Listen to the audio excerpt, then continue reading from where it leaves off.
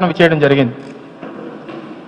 సరే, వస్తున్నటువంటి ప్రధానమంత్రి గారికి సంబంధించినటువంటి కార్యక్రమానికి ఏర్పాట్లు, దేశ ప్రధాని మన రాష్ట్రానికి వచ్చినప్పుడు గౌరవంగా చూసుకోవాల్సినటువంటి బాధ్యత ఇవన్నీ ఉన్నప్పటికీ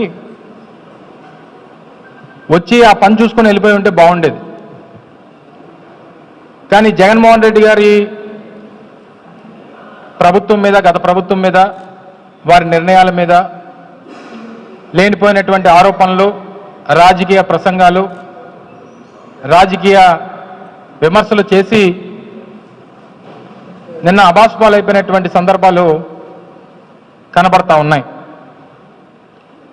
వాస్తవానికి రాష్ట్రంలో సకల శాఖ మంత్రిగా, ఏ శాఖ మీద కూడా అవగాహన లేనటువంటి సకల శాఖ మంత్రిగా గడిచినటువంటి 7 నెలలుగా లోకేష్ గారు మంచి పేరు తెచ్చుకున్నారు. మంచి కలెక్షన్ కింగ్గా గడిచినటువంటి 7 మాసాలు రాష్ట్రంలో ఎక్కడ ఏ రకమైనటువంటి దోపిడీ చేయాలి, అన్ని శాఖల్ని ఆయన గుప్పెట్లో పెట్టుకొని ఏ శాఖ నుంచి ఏ రకంగా రాబడి వస్తుందన్నటువంటి దాని మీద ఎక్కువ శ్రద్ధ పెట్టినటువంటి వ్యక్తిగా పేరుగాంచినటువంటి సందర్భాలు మనం చూసాం. అయితే నిన్న వారు చేసినటువంటి ఆరోపణలు, కొన్ని ప్రధానమైనటువంటి ఆరోపణలు, వాటికి సమాధానాలు మీ ద్వారా ప్రజలకు చెప్పాలన్నటువంటి ఉద్దేశంతో మీ ముందుకు రావడం జరిగింది.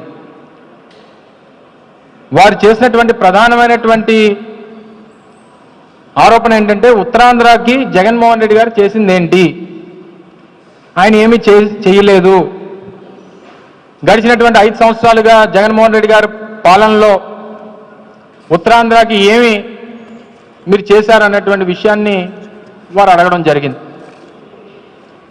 ఎక్కడి నుంచి, శ్రీకాకుళం నుంచి పాయకరావుపేట వరకు మొదలు పెట్టమంటారా, లేదా పాయకరావుపేట నుంచి శ్రీకాకుళం వరకు మొదలు పెట్టమంటారా? గతంలో 15 సంవత్సరాలు మీ తండ్రి గారు ఉమ్మడి రాష్ట్రానికి 10 సంవత్సరాలు, రాష్ట్ర విభజన జరిగిన తర్వాత 5 సంవత్సరాలు, 15 సంవత్సరాలు మొన్న వచ్చినటువంటి అధికారానికన్నా ముందు 3 పర్యాయాలు ఈ రాష్ట్రానికి ముఖ్యమంత్రిగా చేశారు. గతంలో ఎప్పుడు కూడా ఉత్తరాంధ్రకి ఆయన హయాంలో జరిగినటువంటి కార్యక్రమాలు ఏంటో ఒకసారి చెప్పుంటే మేము మిగిలినటువంటి వాడికి సమాధానం చెప్పేవాళ్ళం. జగన్మోహన్ రెడ్డి గారు గడిచినటువంటి 5 సంవత్సరాల్లో శ్రీకాకుళంలో మొదలు పెడితే ఉద్దానం కిడ్నీ సమస్యకు సంబంధించి 700 కోట్ల రూపాయలతో వాటర్ ప్రాజెక్టు నిర్మించాం, కిడ్నీ రీసెర్చ్ సెంటర్ నిర్మించాం, ఎన్నో దశాబ్దాలుగా ఉన్నటువంటి మూలపేట పోర్టు నిర్మాణం, శ్రీకాకుళంకి సంబంధించి ఆ ప్రాంతం తాలూకు రూపురేఖలు మార్చేటువంటి శ్రీకాకుళం పోర్టు, మూలపేట పోర్టు నిర్మాణాన్ని ప్రారంభించాం, విజయనగరంలో మెడికల్ కాలేజ్ నిర్మించాం, కురుపాంలో ట్రైబల్ ఇంజనీరింగ్ కాలేజు, పార్వతీపురంలో మెడికల్ కాలేజు, సెంట్రల్ యూనివర్సిటీకి సంబంధించినటువంటి భూమి పూజ చేశాం, అత్యంత ప్రతిష్టాత్మకమైనటువంటి భోగాపురం ఇంటర్నేషనల్ ఎయిర్పోర్ట్. గతంలో మీరు కేవలం మీకు కావాల్సినటువంటి మనుషుల కోసం మీరు చేసినటువంటి కార్యక్రమాలు మేము చూసాం.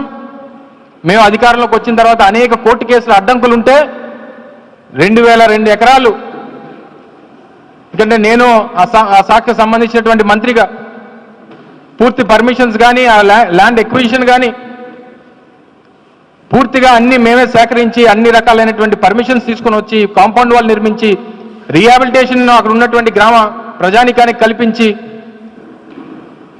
2023 మే 3వ తారీఖు 1వ తారీఖు సబ్జెక్టు కరెక్షన్ డేటు పనులు ప్రారంభించి ఈరోజు ఏ స్థాయిలో పనులు జరుగుతూ ఉన్నాయో కూడా మీరు చూస్తూ ఉన్నారు.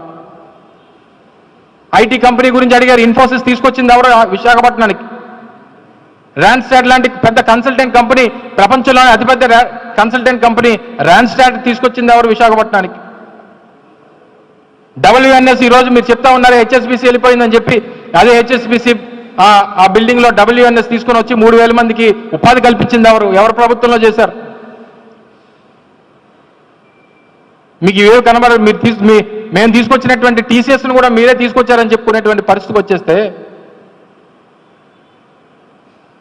ఆ టీసీఎస్ కూడా 10,000 మంది అన్నారు. నిన్న మాట్లాడితేనేమో 1,500 2,000 మంది అని అంటున్నారు. సరే చెప్పినప్పుడు మేము గతంలో కూడా చెప్పాం, ఇన్ఫోసిస్ తీసుకొచ్చినప్పుడు చెప్పాం 1000 మంది ఎంప్లాయీస్తో ఇన్ఫోసిస్ తీసుకొస్తున్నానని చెప్పాం. 1000 మందితో సెంటర్ ఓపెన్ చేశాం. గత సంవత్సరం అక్టోబర్ 16వ తారీఖున జగన్మోహన్ రెడ్డి గారి చేతుల మీదుగా ఇన్ఫోసిస్ కార్యాలయాన్ని ప్రారంభించాం. అసలు విశాఖపట్నంలో ఐటీ హిల్స్ తీసుకొని వచ్చి అక్కడ ఐటీ హిల్స్ స్థాపన కారకులే రాజశేఖర రెడ్డి గారి కుటుంబం. మీ తండ్రి గారు గతంలో 14 సంవత్సరాలు ముఖ్యమంత్రిగా ఉండి ఏం చేశారు విశాఖపట్నానికి చెప్పండి. మళ్ళీ నన్ను అడుగుతారు మీరు ఏం చేశారు, ఇక్కడ 700 కోట్లు పెట్టి 400 కోట్లు 700 కోట్లు పెట్టి మీరు రుషికొండలో బిల్డింగ్ కట్టారని. ఎస్, గవర్నమెంట్ బిల్డింగ్ అది. ఈరోజు జగన్మోహన్ రెడ్డి గారు ఉండట్లేదే, లేదా మా పార్టీ నాయకులు ఉండట్లేదే. ప్రభుత్వానికి ఏ రకంగా ఉపయోగించుకోవాలో ఆ రకంగా ఉపయోగించుకోండి. అంత బ్రహ్మాండంగా ఒక బిల్డింగ్ నిర్మాణం చేసి ప్రభుత్వానికి సంబంధించినటువంటి నిర్మాణాలు చేపడితే దానికి సంబంధించి లేనిపోయినటువంటి ఆరోపణలు చేస్తూ ఉన్నారు. ప్రధానమంత్రి గారు వస్తారు, విడిది పెట్టండి. లేదా రాష్ట్రపతి గారు వస్తారు, ఉపయోగించుకోండి. లేదా గవర్నర్ వస్తారు, సర్కిట్ గవర్నర్స్ బంగ్లా కింద ఉపయోగించండి.